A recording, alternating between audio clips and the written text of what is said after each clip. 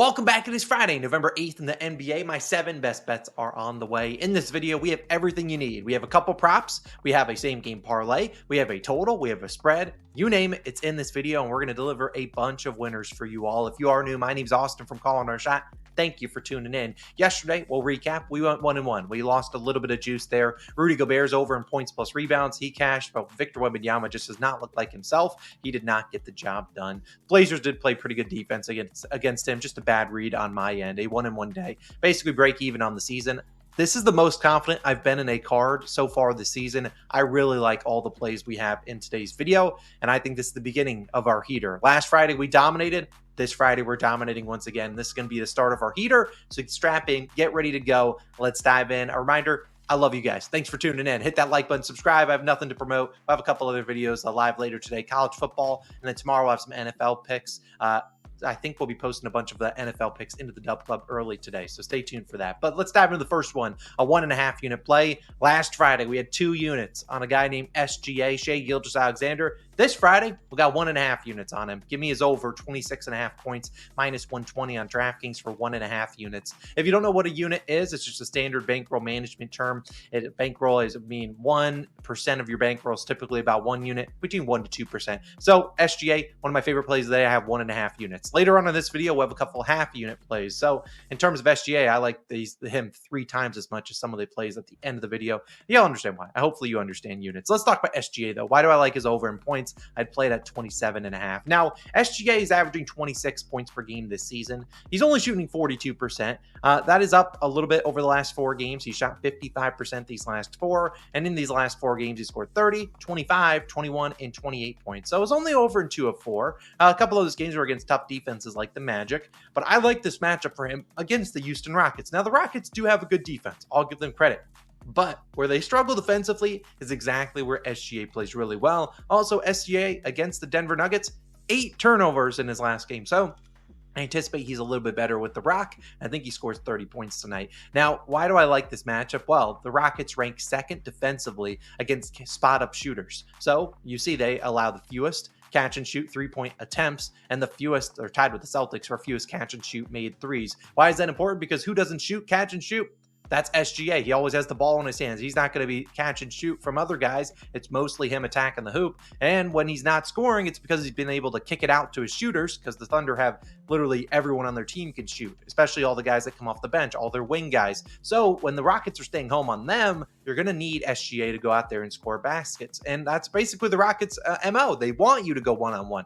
They'll trust Dylan Brooks and their other defenders to guard you defensively while they stay home on the shooters. However, while doing that, while ranking really well against spot-up shooters, they rank 27th defensively versus isolation scorers and 24th in free throws. So they do give up a good amount of free throws. That's where SGA scores about 40 to 50% of his points is in those 2 areas. The other most percentage of his points are going to come as the pick and roll ball handler, which again, they're still going to stay home on those shooters. SGA's last 8 versus Houston, 33.3 points per game, 21 field goal attempts per game over this line in 7 of 8. The only game he did not go over, and he went over pretty easily, is 29 or more points in all 7 of those games. One game he ended with 24, and I want to say he shot 7 for 23.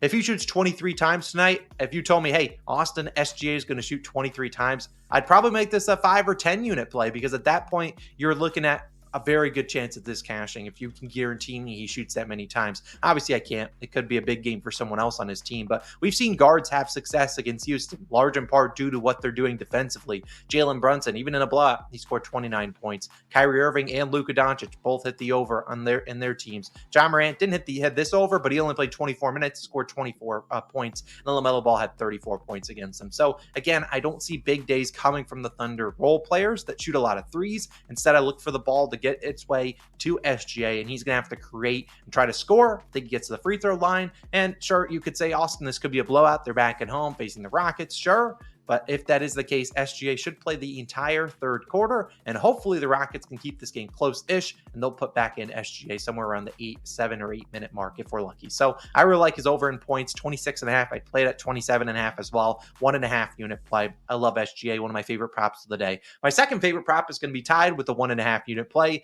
that's Luka Doncic, over 30.5 points, minus 115 on Fanatics. I'd play this to 31.5.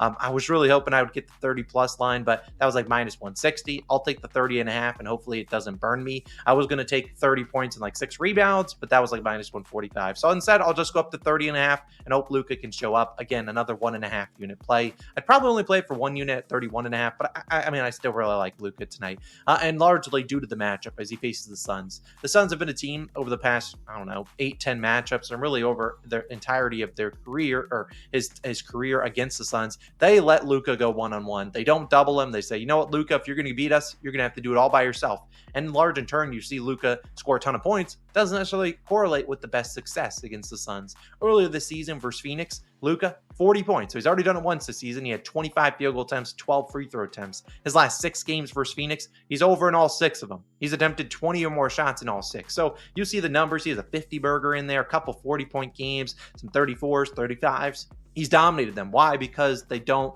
try to double him. They let him go to town. They're going to stay home on the shooters like Klay Thompson and those other guys. Instead, make Luka score all the points by himself. And Kyrie Irving, honestly, I think he has a decent game too for the similar reasons. The Suns, 29th defensively against pick and roll ball handlers. So the guys that have the ball in their hands, they really struggle to defend those guys scoring the basketball. That's obviously where Luka heavily scores. 33% of his points are from that specific action. And Luka over this line in 70% of games last year when he shot 20 or more times. So again, I feel like this is a spot where you see Luka attempting a ton of shots. If he misses them, so be it. But I don't think the Suns have the best perimeter defenders. Dunn off the bench is pretty solid, but he's, again, off the bench in that starting lineup. Who's going to guard Luka Doncic? Are you going to put Kevin Durant on him? Are you going to put Tyus Jones? Probably not. Devin Booker, Bradley Beal. Again, maybe you see some other guys off the bench like Royce O'Neal play some more minutes tonight for the Suns, but I just think this is too good of a spot for Luka. He's going to be needed at home, and I think he once again has a ton of volume. Let's hope he makes some shots tonight. I just don't think the Suns are changing their defensive game plan. They already let Luka score 40 and still beat the Suns, or beat the Mavericks. So why would I change the defensive game plan? They're going to let Luka do whatever he wants. Let's just hope he's making the shots or getting to the free throw line and making those free throws. A 1.5 unit play on Luka, 1.5 unit play on SGA. I'm going to throw it to Logan. He has his favorite spread pick of the day. He also has a total today, but we'll save that for later. Logan, what you got for the people? So for my first pick, I'm taking a spread, and I'm taking the Hornets plus 7.5. Minus 116 odds on FanDuel is currently your best value there. Now, if you're looking at how both these teams stack up ATS, Hornets aren't that bad to start the year. They're just 4-4 against the spread. Pacers 5-3 by comparison. So not a huge difference there. This line actually opened at 5.5, but now that it is at 7.5, or even maybe 7 on some books, that's covering all the key numbers of win margin, which I've talked about several times by now. It's just basically saying if you're looking at team win margin, it's normally landing on 7 or the numbers leading up to 7. So getting the 7.5 is kind of a key for me in this spot. I just like the Hornets at home. The reason I think they can hang around in this game and cover for us is the perimeter offense and defense. Charlotte attempts the second most three-pointers per game and are 11th in three-point field goal percentage. That's going to keep you in games. That's going to keep you within margins to cover, especially if the shots are falling. If the shots are falling, maybe you win this game outright. But given all these points, I think they're going to be able to hang around. Charlotte's defense also 12th best in three-point percentage allowed. That's near the top of the pack in that one. I think they hang around against the Pacers. Hornets will be without Bridges. That's kind of why we've seen this number probably tick this way. But they have the perimeter guys to still be able to get this done. Pacers also 24th in defensive rating. They're not a lockdown defense by any stretch. The backdoor cover is always there with a team that doesn't play a whole lot of defense, and that's kind of the Indiana Pacers. The Indiana Pacers just flat out want to outscore you. But even if it turns into a track meet, I still think there's an opportunity for the Hornets to cover in that one. Give me the Hornets plus 7.5. I think that is simply too many points. Austin, throwing it back to you for another prop, though. I'm a fan of the play. I won't lie to you. I almost took Brandon Miller's over in points, but I'd digress. I hope he helps out Logan cashing that Hornets plus 7.5. I have 2 more props, and we'll throw it back to Logan, and then we'll end with the same game parlay. We'll go fast through these. Bam Adebayo over 16.5 points, minus 113 on FanDuel. I like Bam, and I'd argue I could make him a 1.5 unit play as well. I really like our card and the picks we have today. The problem is I ain't losing 1.5 units on Bam. I'll lose 1 unit, fine. And Bam doesn't come through, I'm out. I'm out on the Heat for at least a week. but I really like the spot for Bam Adebayo in Denver taking on the Nuggets. We've seen Bam take advantage of this matchup, and we've seen after a slow start to the year them finally incorporating Bam Adebayo a little bit more. And what I mean by that, well, look at his last 3 games. Bam has scored 32, 16, and 12 points. So you look at that, you're like, all right, well, still only over in 1 of 3, Austin. But you look at the field goal attempts, 24, 15, and 21. Now, he missed on the hook for Sacramento, and he shot 5 of 21 versus Phoenix. If you told me Bam Adebayo got above 15 field goal attempts, I would take this bet every day of the week. The problem with Bam sometimes comes when he's only shooting like 8 times. You're like, well, we're not cashing there. But again, I like this matchup against Nikola Jokic. There's a reason we backed Chet Holmgren against him. It didn't work out. Why? Because the Thunder or the Nuggets switched the defensive game plan. They didn't have Jokic guarding Chet Holmgren. They had Peyton Watson. Wasn't as good of a matchup for Chet. I don't anticipate them doing that here. I think Bam will be defended by Nikola Jokic, and I think that's going to be a matchup we're going to see this Heat team try to attack. And Bam's last 5 games versus Jokic, 24, 22, 19, 22, and 17 points over in all 5. Field goal attempts have been there, 14 or more in every single game this season. I like this spot here. The Heat don't really have a backup center. Khalil Ware, I think that's how you pronounce his name. He's a rookie, so I can't imagine you really want him defending Jokic. So again, Bam, just like Chet, he'll likely match the minutes of Nikola Jokic. This game probably going to be pretty tight. 2 teams that, to be honest, aren't great at shooting the 3-pointer, so should be a pretty tight game. You could take Bam's PRAs, but I don't count on Bam to get rebounds. I know centers have been grubbing on the boards against the Nuggets. Not me. I'm not counting on Bam. Every time I take him with some rebounds in there, bro runs away from him. So instead, I'll just count on him to put the ball in the basket. I think this is a terrific spot for him. So give me Bam Adebayo's over in points. Another last reason, Bam scores 81% of his points in the paint. So in the restricted area or in the paint. And you look at the Nuggets, they rank 23rd out of 30 teams in the paint. So this should be a good spot for Bam. Come off a game he shot 5 for 21. He can't possibly shoot worse than that, right? Knock on wood. I think he comes through with 17 points or more tonight. I think he scores 20. Bam, I need you to lock in. My next play is going to be an under. I know no one likes unders, but I love this one today. Cam Johnson of the Brooklyn Nets, under 15.5 points, minus 115 on DraftKings. I had to play this at 14.5 as well. I'll go quick through this one because no one likes taking unders. They're uncomfortable, but I think that's a good spot to back Cam Johnson under. Again, this could be a blowout. They're on the road, I believe, in Boston. This is like a 13.5 spread, so it could be a blowout here. If it's not, whatever. Hopefully it's not Cam Johnson keeping him in the game. But Cam Johnson's coming off 2 great games, 26 and 20 points versus the Pistons and the Grizzlies, 2 teams that really struggle versus catch and shoot players. We talked about that with Brandon Miller when we took his over against the Pistons, and we talked about that before with the Grizzlies giving up a lot of 3-pointers. That will not be the case tonight against Boston. Boston, a very similar defense to the Houston Rockets, which we talked about earlier. Cam's last 3 games against Boston, 20, 11, and 4 points. The one game he went over, he had 10 free throw attempts.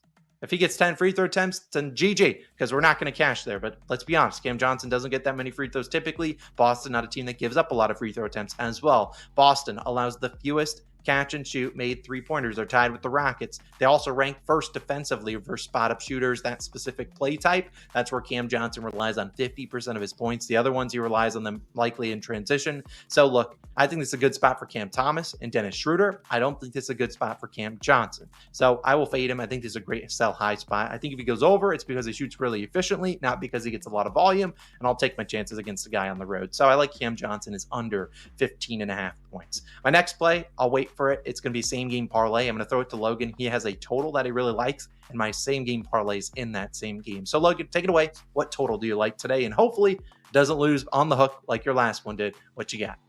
So for my second pick, I'm actually taking a total, and I'm taking the Blazers and Timberwolves under 221.5, minus 110 odds on Bet365 is your best value there. Now, I've taken a few totals in my lifetime. I've been burned several times, but I'll talk about this one and why I do really like it. Both teams are coming off a game yesterday, and this is a great spot for an under. So you got both teams on 0 rest. You have to see kind of how they play on 0 rest. Portland 2-0 to the under on 0 rest. Blazers didn't crack 100 points in either of those games on 0 rest. They're a back-of-the-pack offense, and then you put on tired legs on top of that. Not a whole lot of shot making for the Blazers in this one, and that's what I think we get tonight. Timberwolves 0-1 to the under on 0 rest, but it went over by 1 point. Oh my gosh. Minnesota put up 103 themselves. It's not like they carried that over a lot.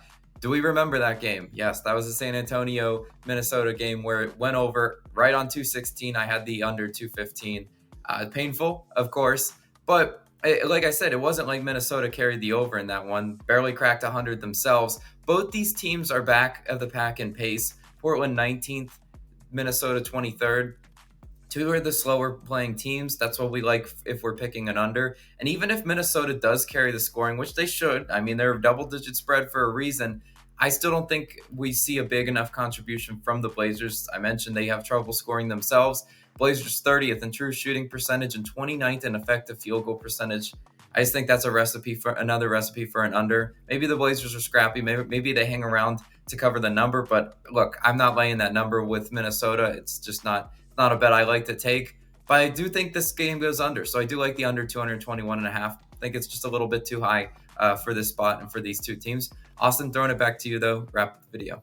Again, I really like this pick. I'll kind of add some more notes onto it because my same game parlay is in there. Reminder, Logan's two picks are just half units, the Hornets and the Timberwolves and Blazers under. This is also going to be a half unit play. And it's Rudy Gobert, a 2-leg SGP just for half a unit. Rudy Gobert, 10 plus rebounds and is under 12.5 points parlayed together, plus 225 on Bet365. I'd personally play this about plus 160. I want to say it was plus 180 on FanDuel and about the same on DraftKings. Just a little bit better value on Bet365. Again, only playing it for a half unit. Now, yesterday, we backed Rudy Gobert points and rebounds, and he came through. I appreciate him. What do you have, like 19 points? Good work.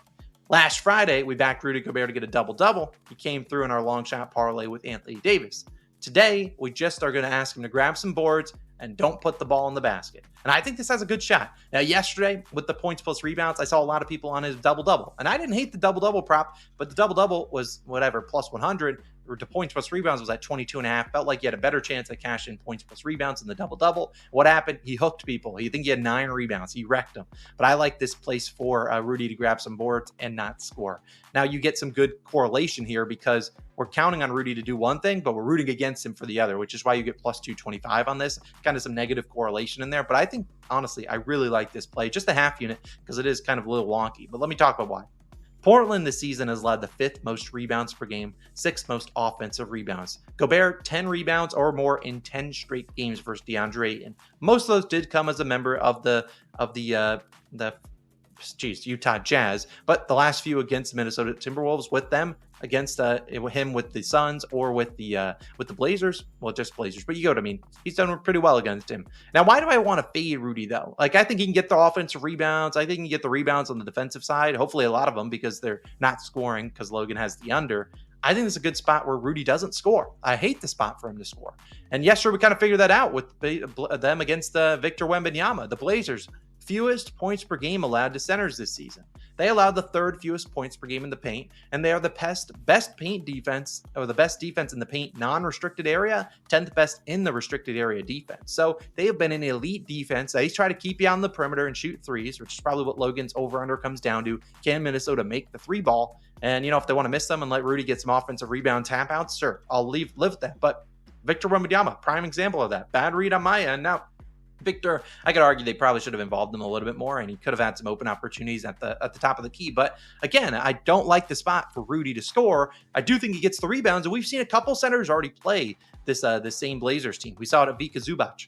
He's been doing pretty well this season. He only had 6 points against them. What did he do? 12 rebounds. We saw Yusuf Nurkic, 3 points against them, 15 rebounds. So again, some centers have had some pretty good rebounding days against this Blazers defense, but haven't been able to score the ball a ton. We know Rudy's not really carving up people. Hezzy, fade away. He's not really doing that. He's mostly just sitting down in the paint, hoping for a dump off. And you really don't see a lot of people get into the paint against the Blazers. So I like this SGP. It might look a little bit weird because we're rooting for him to get 10 rebounds and not to score. Let's be honest. That's kind of Rudy Gobert's game. He's not a big scorer. So let's hope we can get the 10 boards. Then we can get the under in points. And let's hope we can get out of here with the blowout and we can cash Logan's pick. Still, we have 2 picks in this game, but it's only 1 unit total risk. So hopefully it's a good winner here. Plus 225. Felt like I had to take a stab at that. So those are 7 favorite picks of the day. I will not have any added plays. We already have enough action. 7 plays is plenty. And hopefully we have a big day. Like I said at the top of the show, I really like the card we have today, and I think it's going to yield some good results. SGA and Luka, I need you guys badly to put the ball in the basket. The other people, I support you, except for Cam Johnson and Rudy Gobert scoring the basketball. Those are our picks. Let's have a day, and I'll see you guys back on Saturday with some more. Let's go. Let's sweep the board. Why not us? 7-0. See you guys in the next one. Peace.